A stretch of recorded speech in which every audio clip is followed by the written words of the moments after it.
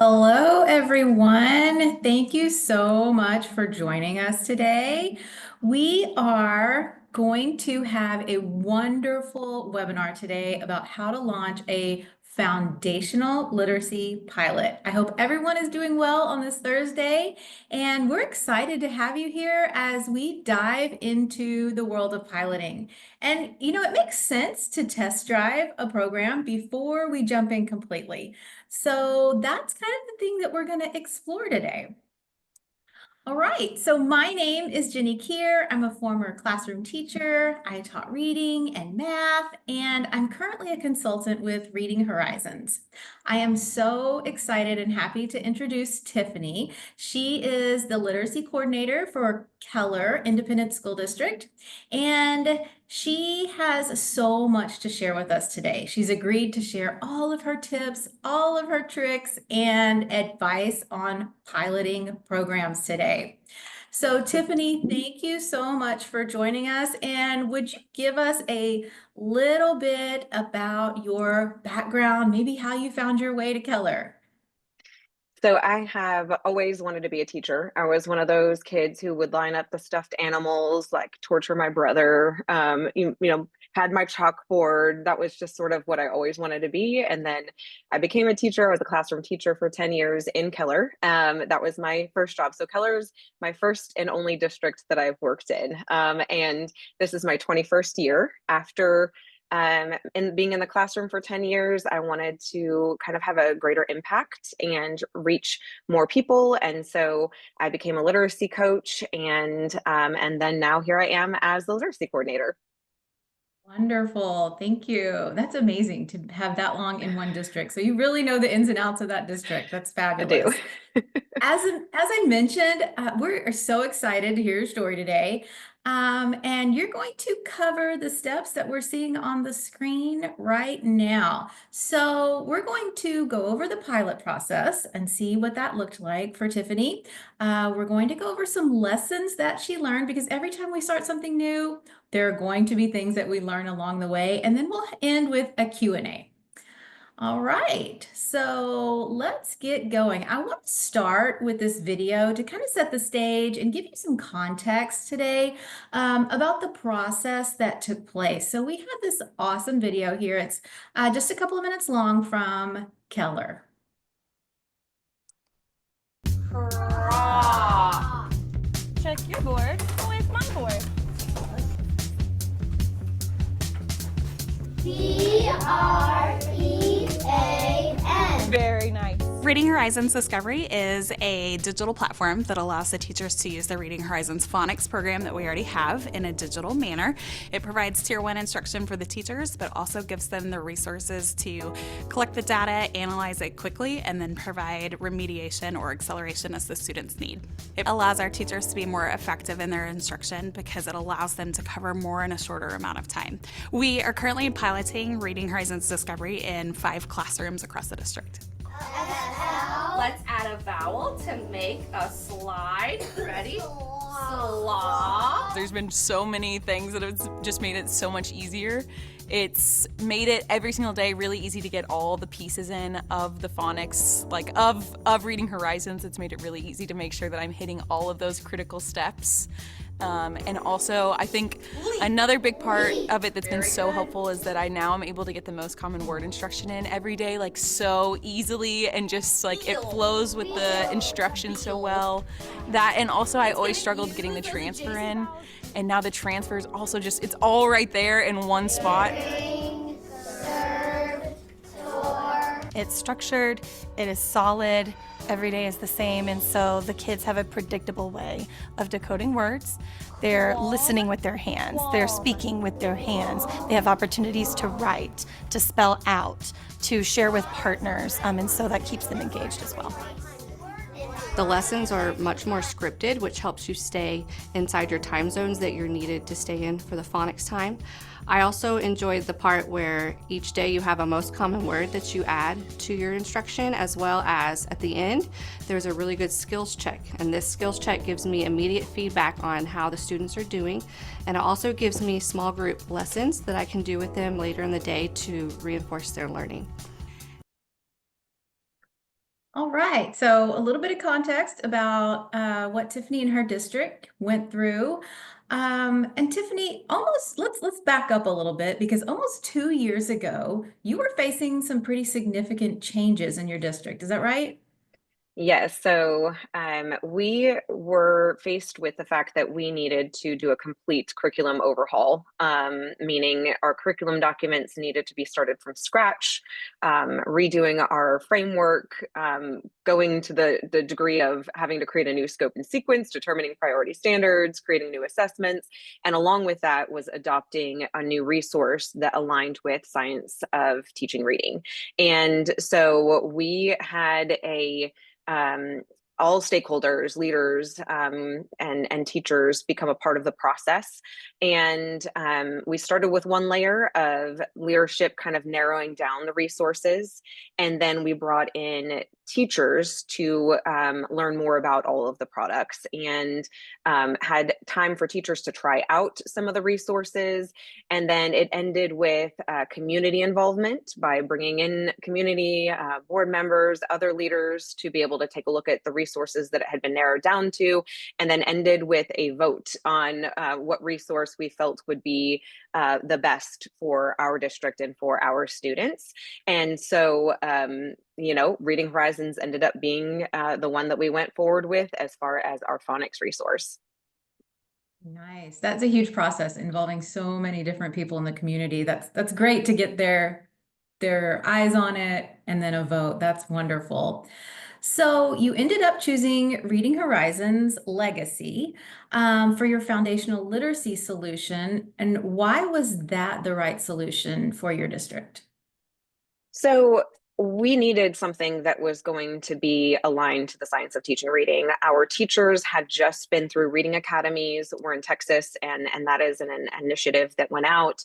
Our previous phonics resource wasn't 100% aligned, and so we needed to find something that was going to really move in that correct direction. And with Reading Horizons, I think across the board, all of our teachers and all of the community members and stakeholders realized that Reading Horizons fit the bill for everything we were looking for. We needed explicit, systematic instruction. We needed research-based that included the simple view of reading and Scarborough's reading rope. We wanted it to be cumulative, engaging, hands-on. And then we also wanted something that was diagnostic and responsive. And Reading Horizons provided all of those pieces, and there wasn't anything missing. And the cherry on the top was that Reading Horizons also had a really authentic team of people that were there to support us all along the way before we even moved forward with purchasing. So that's kind of how we landed on Reading Horizons. Great. That's so wonderful to hear. So change is one thing that's always constant. It doesn't have to be in education, it's in life, right? And so Reading Horizons approached you again a little bit later about trying out the newest version of their product that you had purchased. So what was your primary reason for considering it? So we had one full year of using Reading Horizons Legacy. And in our second year, so that's this school year, we implemented teachers needing to provide the Reading Horizons chapter assessments to all students and then put that into our data system. And we knew that it was going to be a big ask for teachers to do that work, but we really wanted to track the data. In year one, we saw a 50% decrease in the number of students who were being flagged for dyslexia. And so we knew it was working, but we wanted more specific data to really show from year to year how this was improving students' reading abilities. So we implemented the chapter assessments, and it's been hard. It's not been easy. Legacy was working, but the paper assessments were time consuming and cumbersome. And we got a lot of teacher feedback that it was very difficult to provide the assessment in the paper version, then scoring the assessment, and then putting the data into Aware and then reading that data. All of it was just time consuming. The other sticking point was the fact that the legacy version has a kindergarten version and then a grades 1 through 3 version. And the scope and sequence and the way that the lessons were created were were making it so that teachers had to take a lot of time in planning their phonics lessons. And it took a lot of work, and it took the support of our literacy coaches working with teachers to figure out how to break down the lessons easily. And so those were the two main components when I saw what was available with Discovery, the fact that there were daily skill checks that teachers didn't have to hand grade, that were delivered straight to their devices, and the fact that the lessons were in a more organized scope and sequence, and the lesson was already broken down for teachers. Those were the two big pieces that I was like, we really just should try this out and see how it works. Great. I know that Reading Horizons spent a lot of time talking to teachers around the nation. You know, what do you love? What do you like? What do you wish was better? What do you want gone? And so this is kind of a culmination of that. So it's nice to hear that Reading Horizons got it right. So instead of jumping into the deep end and just starting this new updated version, you decided to test the waters. What were you hoping to achieve from the pilot? So basically, anytime that you want to garner buy-in from people, whether it be upper leadership, administrators, teachers, you need to test it out and see how it's going to work first. We need to work out the kinks and see what's working well, what's not working well. And so we, gathered a few teachers, 5 teachers, and we wanted just to see what their feedback was, basically. We wanted to see that if it would help them shorten their time for lesson planning for phonics, because obviously these teachers have many other contents that they're also having to plan for. So we wanted to see if that was going to reduce the amount of time that it takes them to plan. And then we wanted to see if it would reduce the amount of time that it takes them to provide the assessment, enter the assessments, and review the data. Both of those things absolutely were true. And then there was a whole lot more that came from it also, that just kind of put things over the top of like, oh, wow, this is something that we really need to look into moving forward with. Great. That is so good to hear. So you launched the pilot. I believe you were trained in November or had the training in November. And then some teachers started in December and some waited for that fresh start in January. Is that correct? Yes. Yep. So we did about a half-day training right before Thanksgiving break. The teachers that we chose came in and were just super excited about the opportunity, and they hit the ground running, and immediately were excited and happy, and we're like, this is absolutely amazing. Everyone needs this. Love to hear that. So here's the big question. How did you get buy-in from your supervisor and administrators? Like you said, you've been using this for a year and now it's like, hey, let's try this.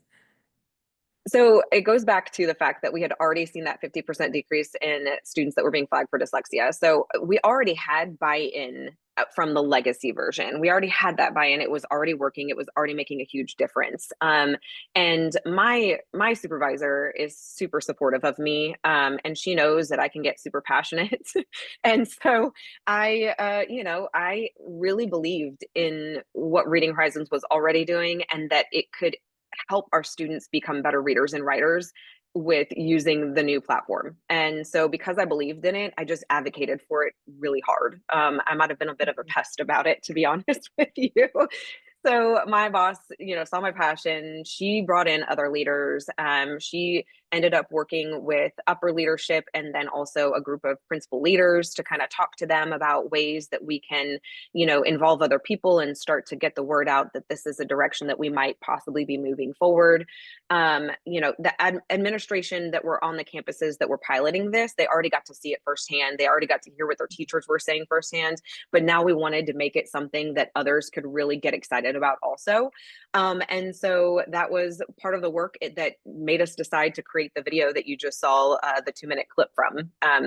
We wanted to be able to get them to be able to experience it firsthand. Yeah, that's wonderful. There's a saying that the squeaky wheel gets the grease, and I think you proved that theory. Yes. That's great. So how did you align on measures of success with leadership? So, we did not have a specific or like apple to apple correlation between the paper chapter assessments and then the daily skill checks. I mean, the scope and sequence is different. The lessons are broken down differently because it's more specific in the new program. So we didn't have specific data to show 100% like we're comparing it this to this. However, what we did find based off of teacher feedback, going in and observing classrooms, and then looking at student data with the new Discovery program is that learning was really sticking. We saw that real-time data allowed for immediate reteaching, which was not happening in our classrooms with Legacy. Not because they didn't want to, but because the process just felt a little more difficult to be able to do in being able to teach the lesson and keep track of everything by hand and then pull students right away. So the fact that the reteach lessons and the small group lessons are already provided based on the data that comes in from the students' skill checks made it so that teachers were able to immediately change course of direction for students. The pilot teachers basically told me after 2 weeks of using it, like, you cannot take this away from us because it was something that they felt so strongly about just in a very short amount of time, that it was improving their instruction so much and student learning was increasing so much from their use already. And so I think the experience that the teachers had really sold it for us.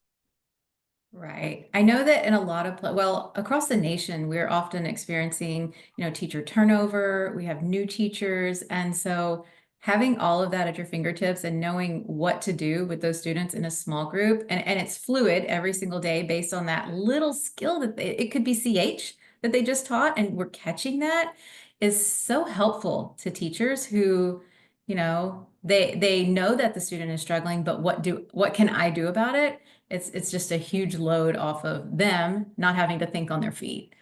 I So absolutely agree. that's just fantastic. So let's talk about, what was the process for actually choosing the pilot classrooms and teachers? I know you said you had some really passionate and excited teachers, but you have a pretty sizable district. So you have lots of schools to choose from, lots of teachers, and I'm sure they are fabulous. So how in the world do you drill that down and pick those? So the first thing was I spent time in classrooms during our first year of implementation to find teachers that were implementing the Legacy version really well, were willing to learn more, willing to be coached, willing to better their practices, and invited those to get additional Reading Horizons training. It's actually called the Leadership Academy. And so they attended that and were just on this track of being like, we really stand behind Reading Horizons. And that was way before we even knew Discovery existed. And so these teachers are teachers who are passionate. They are well respected. Many of them have either previously been teachers of the year or have actually gotten teacher of the year this school year. Were super invested and they believed in the resource.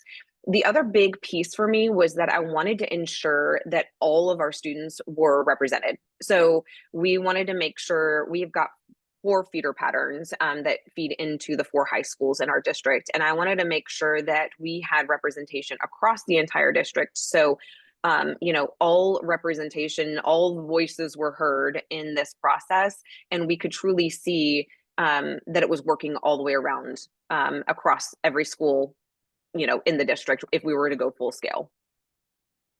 Very nice. I love that you're getting all of those perspectives. That's so important. How did you get those teachers trained? What did that process look like from beginning? So because they were already a part of the leadership team that, they kind of knew.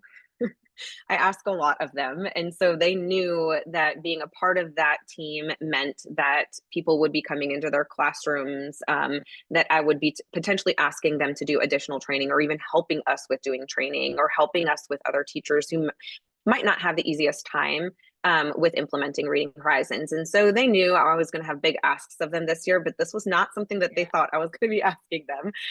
So I was very glad that when I sent the initial email out to them asking, hey, would you be interested in piloting this? And they really knew nothing about it, that every single one of them said yes immediately. We set up a date with Reading Horizons and had a partnership consultant come out and do a higher level training, because these teachers had already been through multiple layers of training already and were already so strong at teaching legacy that they didn't need something that was going to be too long. They just needed to kind of get the gist of how to log in and how this was different from legacy. And so they got the half-day training, they got all the materials, and they basically went back to their campuses and got started. I think the big thing for me was that I wanted to make sure that they felt really supported the entire time. I didn't ever want them to think that they were on their own. And so it was continual communication, checking in to see how things were going. When we first started, we did have a few bumps in the road, like anything that you start, you're going to find yourself facing some challenges. But we overcame them super quick because we just kept the lines of communication open the entire time. We offered group sessions. For us, it didn't work out super great because I did such a wide across the district group of teachers and across grade levels. They didn't all have the same time available to be able to do group sessions, but we did put that on the table as something like, would this be helpful for you? Of course, it would have been helpful. It just didn't work out as far as timing went, but I think that could have been another way that we could have been there to support them as well. Okay, wonderful. So after the pilot, how did you socialize this to the rest of the Keller community and get further buy-in? So, the teachers were the messengers. They are the heart of this entire thing. I helped guide it, but they're the ones that made this entire thing possible and happen. After filming that classroom video, we ended up having a principal roundtable where we basically showed them the hype video, and then we had the group of pilot teachers there at the meeting. And then it was actually you and me, Jenny, at one area. And then my supervisor and one of the administrators from the pilot classroom was in another area. And principals rotated through each of us and were able to ask questions and get information. And honestly, I think the pilot teacher group was the most effective because their passion shone through in what they were speaking about, and got all of the principals extremely excited, to the point where right after that principal meeting, I was getting emails and text messages from some principals saying, can we start today? Like, we start now? And I said, okay, hold our horses. There's some other moving parts that we have to do. And so we did have some principals decide to actually go see it in action in person also, which also helped being able to see it live. And then from there, we did get the go ahead to move forward with purchasing. So we will be using it next school year. And so this week, actually just yesterday, I met with principals again at a meeting and let them know that we would be moving forward. I created a 10-minute video that they will then turn around to their teachers explaining the difference between legacy and the new Discovery software. And then we are providing some optional trainings in a couple of weeks. They're just very brief, high-level overview of the difference between legacy and Discovery so that teachers can, and it's optional. Teachers can come if they want to. They don't have to, depending on where they're at right now, stress levels are. We just wanted to get them, if they're interested, get them into a place where they could get into the program, look around, try it out if they want to. And so teachers will have access for the last month of school to play around a little bit if they want to. I think sometimes waiting to do a huge training and that buildup of like what is this and how is it going to change my world and how is it going to change my classroom can be stressful for teachers if we wait all the way until August, which is when our full PD will be. But being able to give them a snippet of it and let them have the opportunity to look around and see like, okay, this is actually going to be really good for me, I think will also help with the teacher buy-in as well. Great. Yes, I remember one of the biggest things that stuck out to me at that principal meeting was that those that started and talked to the both of us almost had this mama bear approach. Like, what's it gonna do? Are my teachers gonna be okay? What is gonna be involved? How is this gonna make their life better? You know, because those are their people, they're protective. And then you could see the groups that came from the teachers that had talked to the pilot teachers were like, I really don't have a whole lot to take. They were just so relieved. And so it was good. It was really, it made my heart smile to hear that the teachers were so excited about it and to know that Same. those, Yeah.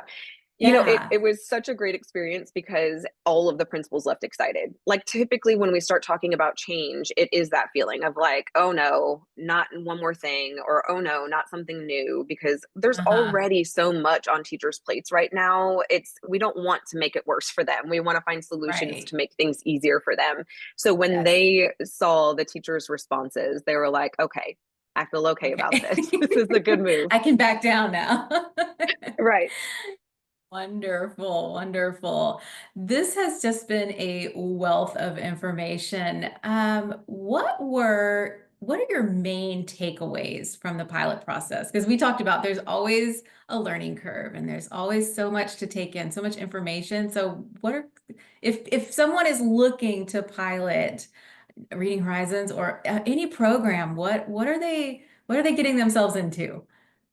Yeah, I mean, I would just say you need to be present and supportive for the pilot teachers. You know, you can't just send them off on their own and have them figure it out. You've got to be there for them to help lead them and help make sure that you're tackling any challenges that are going to happen, because they do happen. But trusting that process, even when it is kind of bumpy, involving leadership from the start and getting buy-in from all the right stakeholders, making sure that everyone's kept in the loop, really focusing on the positive outcomes and the real stories, hearing the teachers' voices and really letting that be amplified.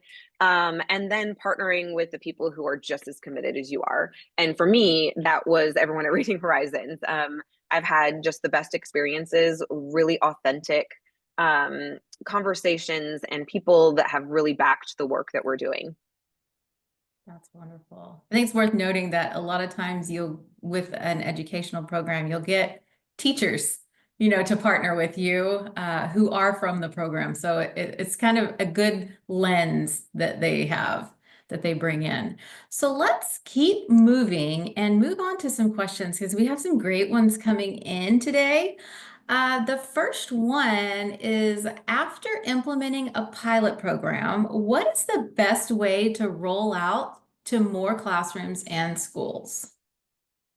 So I touched on this earlier, but we will be doing a training on April 21st to kind of let teachers dip their toes into it. It's kind of like a soft start. It eases anxiety and eases stress a little bit. So they're getting an idea, they're getting access to the platform, and they're getting to see the video that the teachers created for the hype video. So it's letting those teachers be the voice. I always say that if you want to get buy-in, you need to have a core group of teachers, their boots are on the ground, and they're the ones doing the talking. Like, my voice isn't really making a difference. It's their voices that are making the biggest difference. You know, make sure you're even if you can't do a video, make sure you find teachers that are willing to have people come into the classroom and see what it looks like, whether it be principals or teachers. Make sure that you've got a clear timeline and training plan so that everyone understands the process that's happening, and it kind of takes some of that stress and anxiety away from teachers if they know clearly what's coming next. Great. That's great information. You kind of touched on this too about being available, but what scaffolding support might be necessary for teachers during this implementation process? So again, the teachers that we had for piloting were already extremely strong teachers. They had already been to the day 1, day 2 initial trainings, and then they had gotten additional training as well. So they were already strong. They had also participated in coaching sessions. So they were improving their practices and were already just, the leaders that we needed. But providing them with what they needed before going back to their classrooms and actually trying it out was extremely important. One thing that they really enjoyed is those embedded coaching videos that come prior to the lesson. So those are brief and straightforward and really teacher friendly videos that help prepare teachers for teaching the upcoming lesson. That was super helpful. And then just having a responsive support system. So, between making myself available, my literacy coaches are absolutely amazing, and they'll be there in a heartbeat for you if you need them. And so those pilot teachers knew that. And then also having Reading Horizons support on call. I mean, I can pick up the phone and call and know that I'm going to get in touch with someone at Reading Horizons very easily if we've got any kind of issues. And then there's also a really comprehensive help portion on the Reading Horizons website as well. So if you've got any questions, it's really easy to find an answer. Yeah. I'm gonna take this moment to shout out that department. I think they're on like a 1-hour turnaround, but they're at 6 minutes, something like that. It's phenomenal. It's phenomenal. It's amazing. It is amazing. Yes. So, how do you work with students who have little or to no digital background? How So is first that? I'll say, that was something I ensured that I had students that were in kindergarten through 3rd grades. We had classrooms across grade levels doing this. And one really big thing was I wanted to see, could kindergartners do this? And they could. They are probably more tech savvy than I am. And so it was really easy. When we move into getting it hooked up with our district, like ClassLink, for instance, it'll be a whole lot easier because it'll immediately just log students in with a single sign-on. But in this situation with piloting, students just had to scan a QR code, and those kindergartners knew how to do that really easily. I would say if you've got students that have zero digital background, then it's just another teach piece like anything else. And so, if it's a whole class thing, then it's, doing a whole class lesson on it over a few days. If it's more of a small group thing where you've got several students that are really struggling with that, then pulling them over a small group, and it's more of like a process type mini lesson where you're really teaching them how to use that technology and how to use it well, and being supportive of those students. Overall, though, Yeah. the program itself is so student friendly. It's pretty intuitive. Wonderful. So we know this is K3, but do you feel like there's an option to extend it to 4th grade? I mean, how do you feel about doing that and pushing it up? Yeah, so that's an interesting question. We have 23 elementary campuses in our district, and we've looked across 3rd grade data since we're doing the chapter assessments, and we see that there are some students that are in 3rd grade that could really benefit from getting Reading Horizons for an additional year. And so for those campuses, they are either going to be doing it across 4th grade or potentially doing it in more of a small group type setting, with those 4th grade students the current 3rd grade students who will be in 4th grade next year. We purchased so that we have unlimited licenses. And so that makes it a pretty easy thing to add on for students that might need extra time or extra practice with it. I think the thing is just knowing your students, right? So I think there are other options and solutions for students who are older, 4th and up, that might need extra practice. Elevate is one of those options. But if you know your students and you think that they'll respond well to the Discovery platform, then I think it could be a really smart way to ensure that those students really, truly have mastered their phonics skills. That's fantastic. And you mentioned Elevate. I just want to clarify for those online, that's our 4 through adult program. So anywhere from 4 to 104. We're teaching the world to read in English. A few more questions. One just came in online, and I thought it was a really great question. You're coming from a point of your teachers are familiar with the older version of Reading Horizons. Do you think your teachers were successful because they had that, or do you think they would be successful even if they did not have that paper version? Okay, for sure. I think anyone can pick this up and be successful at teaching phonics because it is so clearly laid out. It is so user friendly. It's broken down in a way that I feel like makes it very simple to both understand and teach. So I think with the legacy version, there was a component of having to like put on the learning hat and really dig into understanding. Whereas with the discovery, it's broken down so nicely that it doesn't feel overwhelming trying to learn all the pieces. It's broken down in a way that makes it simple for teachers to pick up and go. Great. That's just fantastic to hear. And a couple more. Let's see. Sherry asked, oh, she wants to know if we have a demo or video of how the student feedback comes to teachers and how small groups are recommended. Sherry, yes, we do. If you will Google or on YouTube, everything at your fingertips. It's a Reading Horizons video, and it will show you how seamless teachers get that feedback, and then they can gear their instruction based on that data. And then I have one more question for you, Tiffany. How does this approach compare to teaching the traditional way of the science of reading? So this is science of teaching reading. I mean, it's just in a digital format. It is everything that you need for it to be considered science of reading, which is explicit, systematic, cumulative. It's engaging, it's hands-on, it's all of the pieces just made in a simpler digital format that creates an easier way for teachers to get the data that they need so that they can quickly reteach or quickly pull small groups. And it breaks down the lessons in a way that teachers don't have to spend such a large amount of time planning. So it aligns 100% with the traditional way. It's just better. Wonderful. Well, Tiffany, this has been such a pleasure for me to sit here and pick your brain over this. I know that there are other districts watching across the nation and maybe even further out that appreciate you taking the step forward and giving us the perspective of what you went through and your takeaways. So I thank you so much. If you're attending live, you are going to see a poll question pop up. And if you could go ahead and answer that, if you're watching the recording and want to get in touch with your Reading Horizons representative, please email us at info@readinghorizons.com.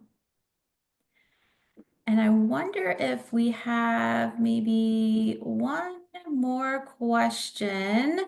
Let's see. Someone asked, what training can I attend that shows me more of what the curriculum has to offer? Go ahead and click on the pop-up. You'll click yes. Please follow up with me, and we would love to meet with you virtually and give you a demonstration of all that Reading Horizons has to offer and how we can really increase the proficiency of reading in your district. So I appreciate you, Tiffany, so much. Thank you for taking time today.